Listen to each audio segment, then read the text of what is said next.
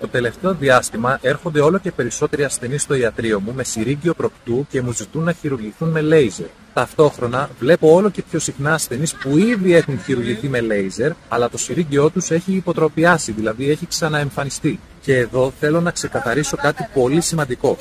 Το λέιζερ δεν είναι κάτι μαγικό. Είναι γεγονός ότι προωθείται έντονα από την ιατρική βιομηχανία γιατί αποφέρει μεγάλα κέρδη στις εταιρείες που το εμπορεύονται. Όμως, οι επιστημονικές μελέτες δείχνουν κάτι διαφορετικό.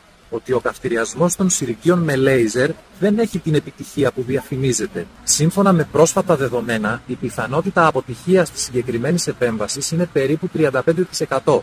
Που σημαίνει ότι 1 στους 3 ασθενείς τελικά δεν θα θεραπευτεί και θα χρειαστεί νέα επέμβαση. Επιπλέον, ένα 4% των ασθενών θα εμφανίσουν κάποια επιπλοκή και περίπου 1% των ασθενών θα εμφανίσουν ακράτεια. Μια σοβαρή επιπλοκή, την οποία οι υποστηρικτές της μεθόδου αγνοούν, λέγοντας ότι το λέιζερ δεν προκαλεί ακράτεια. Η πραγματικότητα όμως είναι διαφορετική. Το λέιζερ είναι απλώς ένα εργαλείο, όχι πανάκια για κάθε περίπτωση, και εγώ το χρησιμοποιώ, αλλά πολύ προσεκτικά και σε επιλεγμένα περιστατικά. Εάν λοιπόν έχεις προκτικό συρίγγιο και σου προτείνουν ενδοσκοπικό λέιζερ, σκέψου το 2 φορές. Η σωστή επιλογή δεν είναι πάντα η πιο μοντέρνα, αλλά αυτή που σου προσφέρει πραγματική και μόνιμη ίαση.